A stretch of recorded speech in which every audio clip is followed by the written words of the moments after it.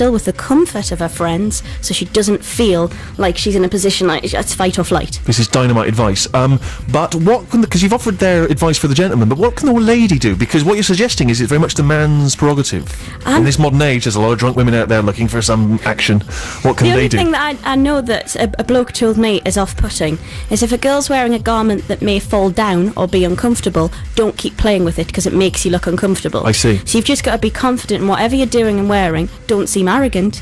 Just laugh, toss your hair back, don't play with your clothes. Sure. Don't reapply makeup in front of boys, always go in the bathroom to do it. No. It's just about being breezy and confident. Is it about being yourself, Sammy? Is that what you're saying? No, because if I did that, I'd never get kissed. Sure. No. And Dan, I think you'll back me up on that. If you were yourself, would you get kissed? No chance. Exactly. No. You mentioned though about the gentleman not being too touchy-feely, but tactileness or tactiliness is incredibly important, as I understand. But over-tactiliness, a lady don't enjoy that. Just Okay. a gentle tap, don't linger. No lingering holds. Harry, you've got yourself into that situation. Things are brewing nicely. One of the tricky things is always moving in for the kill. It's sealing the deal. It's how do you make your intentions known without it coming back to haunt you?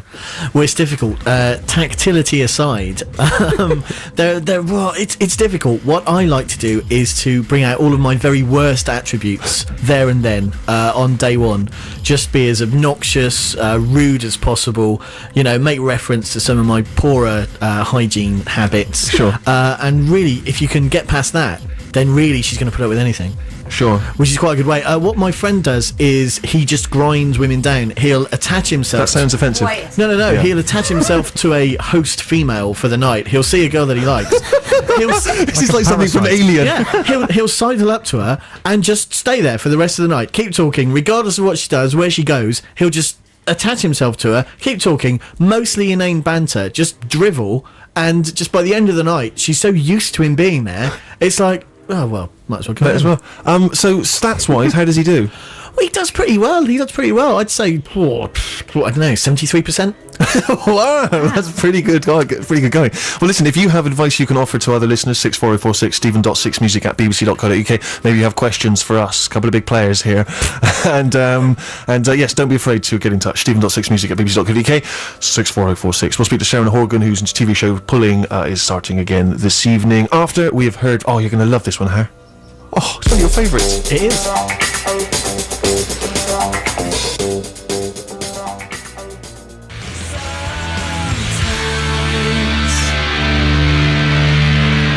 Ash and sometimes Steve Show, BBC6 Music with me, Steve.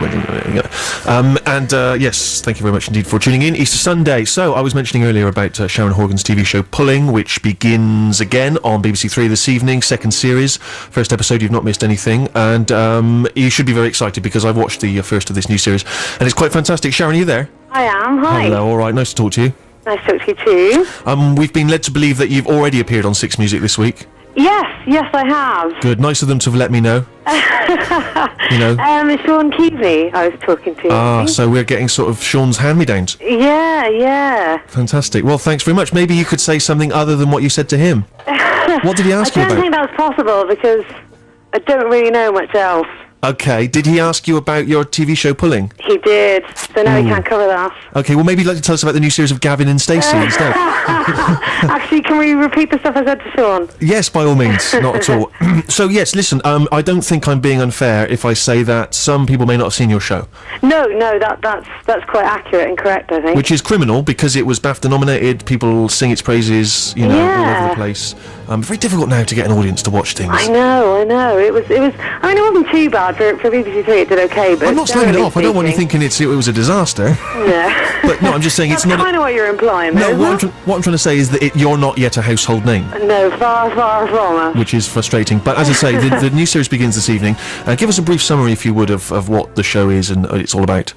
Well, it kind of centres around a girl called Donna, who I play, who in the first series, she leaves her fiancé, Carl. She's been with him for about 5 years and just not really going anywhere, and she moves in with a couple of friends and just to look for a better life and a better boyfriend and just better stuff generally. But instead of letting him just get back on with his life, she kind of sticks around and watches him have a nervous breakdown and try and kill himself and stuff like that.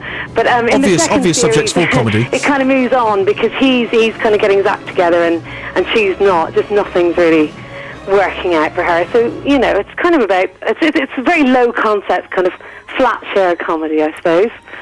I think you're doing it a disservice there, because what you've not mentioned is it's bloody funny. Sorry, Yeah, and we sue hope me it's if that's a funny. criminal we just offence. try and put jokes in it and characters.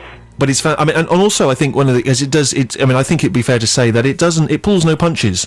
I mean, some of these ladies, they're pretty foul-mouthed at times. They are, yeah. They're rough, aren't they? And a bit dirty. And there's a certain blueness. There is. I mean, it's kind of good-natured though as It is. well. I mean, Dennis is the guy I wrote it with, Dennis Kelly. It's kind of stuff we sort of got up to a bit. Does that sound terrible? Do you hate us now? Not at all, no. But this is what's interesting to me, because this is the meat and veg of this conversation, really. Right. Because some of the antics, and I mean, in a sense, it's a kind of extraordinary portrait, really, and it's something we don't see often, which is the sort of female perspective of pulling It kind of and. gets frowned upon a bit, doesn't it? I think. It's interesting that, because I've read sort of various things about the show where people have often said, it shows women to be, as kind of forthright as men, and they're out getting drunk and they're getting boozy. It's the sort of show I imagine the Daily Mail would be up in arms about, the suggestion that modern women are kind of loose and decadent. In fact, first series round, there was one review from the Daily Mail that said, let us never speak of this show again. Really? That's always great, though, isn't it, if you've annoyed the Daily Mail? Oh, it's kind of nice, yeah. That's I sort of fantastic. enjoyed it. I don't know. I mean, people do sort of give women a hard time, don't they, for going out and having a laugh and making a mess of themselves. I mean, we're kind of showing an extreme example with Karen, because she's kind of an alcoholic, I suppose. Well, so many women are. Nothing wrong with that. That's what got the likes of me and my friends through our teenage years. Drunken ladies. Yeah, it's handy, isn't it? To And, be a drunken so- lady on a night out. But It makes it easier. But were you in that position? Is this, you're saying you're putting yourself into this? Did you wish to go out and get pie-eyed? Well, I mean, truthfully, yeah. I suppose I did. Well, I mean, as much as any. I mean, everyone I know does, don't they? I mean, I think most of the sex that goes on in Britain is drunk sex, wouldn't it be? I'm going to get Harry on the web straight away to find out the exact stats on that. Drunksex.com. Well, maybe not, but I'd say the first time you meet someone, generally, you have to be fairly. You both have to have had a few pints. I certainly know a lot of friends. I've spoken to friends who've been out with people on a date when they've been drinking and the other person hasn't, and that's a very awkward That just date sounds to navigate. horrible. That's really tough when you're slowly getting more drunk and there is because I only become amusing and droll when people have had at least 2 glasses of wine. Well, yeah. When other people have, not you. You stay in control. I stay kind of completely in control. spookily in control, and let the other person Yeah. become vulnerable. This is why I'm so perfect for Six Music, because many of our listeners are, half cut as we speak, or in elderly care homes and so on. But have you got a girlfriend? I've got a girlfriend, yeah. But did you meet her in a boozy situation? What, you mean like a rehab clinic? I did, Well, yeah, actually, or yes. a postman She's step 4. But let me just ask you if you've got any. I know it seems a bit kind of pedestrian, but do you have any obvious pulling tips from the female perspective? Certainly, a lot of gentlemen I know, they don't know how to unpick the female mind when it comes to the pulling environment. It's very tricky. I mean, is it appropriate? And this was actually an email we just had in. We were asking people for their queries and questions. And there was one actually that was directed to Sammy, but we'll throw it to you as well. Okay. Yeah, Robin emailed in. She said, if a girl, how can a girl make the first move? If you really like someone, how do you do it without seeming too keen or slutty? Oh my God. Is it fine to seem keen and slutty? I think that's okay, isn't it? Depends on your target audience, I guess. Oh yeah. I mean, If it's the Archbishop of Canterbury, probably keen your act up. it's talking, isn't it? Really. I mean, is there any harm there in just going up to someone that you like and? But I this don't is know. It's all about confidence, isn't it? I think the thing about being successful when you want to meet someone, it's about being confident, isn't it? And I think if you're confident, that's an attractive quality. It's like I think you can get away with any physical disadvantage. being very tiny, for instance. Like if you're a man and you're carrying a few extra pounds, Sure. if you can carry those few pounds with a bit of confidence, Swagger. yeah. No, I know what you mean. I think you're right, but this is the thing I've always found is that maybe I've just been very unfortunate. But do ladies ever approach men? Yes. Oh damn! But that maybe you're just intimidating because you're off the telly. Sure. Yeah, but I'm talking about when I was, say, 18. I wasn't intimidating then. Yeah, but maybe you just had an aura. Yeah, I did. I definitely had an aura. Maybe you just look like one of those guys who's just, you know, out of creepy? everyone's reach. Just a creepy guy. Well, someone who's out of everyone's reach. I'd like to think that was what it was. That, you know, Yeah. in any way other I think than- it was just the frames of my glasses weren't right.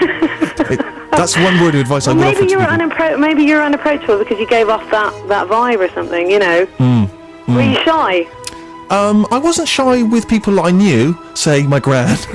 I could have a good chat with her. Not that I was trying to. I don't mean that in a rude way. But no, you know, no, but I know. But certainly, it's very difficult because there is that fear of rejection. That's a big thing, Yeah. isn't it? The fear of rejection. Yeah. Well, then you've got to go for people who are worse than you. Yeah, but I don't want to lower my standards. You know, I may not be a But it's looker really handy myself. because then you never get hurt. Yeah, but you don't want to go for some absolute drongo, do you? Yeah. Well, you know, maybe you do. When you now you have children, am I right in saying? I've got one downstairs and one in my stomach at the moment. Well, my womb, I suppose. One in your womb. Yeah. By which I mean, I presume you're pregnant. Yeah. You've not eaten one of your children. So angry were you with them for causing a mess with some Play-Doh. But what advice will you give them when they are of the right age? What? What kind of advice will you give your kids when they come of age and they're in there, when they're going to head out to nightclubs and the like? Oh, I don't know. It kind of freaks me out, that. I don't even like thinking about it. I mean, my daughter the other night said she never wanted to grow up and she wants to stay and live with me forever. So I think that's probably what's going to happen.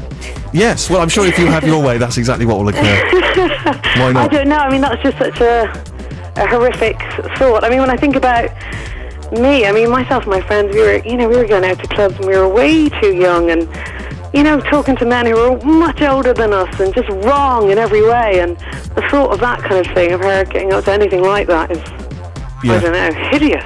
But then you do make it look awfully, you make it look like quite good fun in your TV show. What, the pulling thing? Well, you're just going out and, you know, and being a bit Yeah, but rowdy.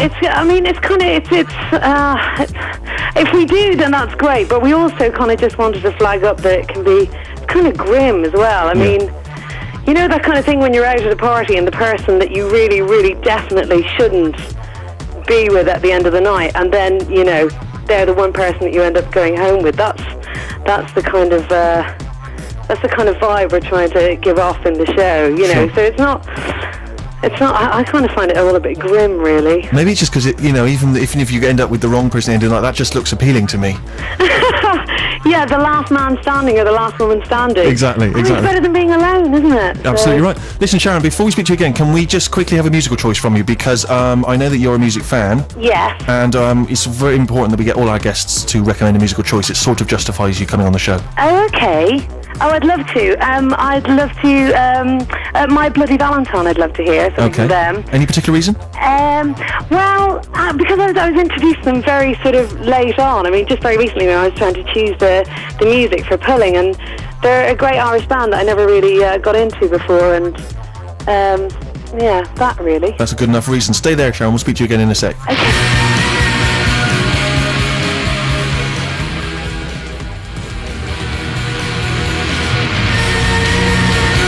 When You Sleep from My Bloody Valentine, the musical choice of Sharon Horgan, who's our guest on the Steve Show this afternoon. Her series Pulling debuts again. Its second series begins tonight on BBC Three at 9:30. And as I say, it's absolutely fantastic. It has a great performance from Paul Kay as an old flame of one of the characters. Sharon, am I right in saying it's just a dynamite performance from? Oh my God, he's brilliant. He's so good. I mean, he's some of the best drunk acting I've ever seen, I think. Very hard to do drunk acting, and he does it brilliantly. So hard to do drunk acting. Yeah, very hard. And make it believable, you Little know. tip to actors out there from an absolute pro such as myself: always act like you're not drunk. That is the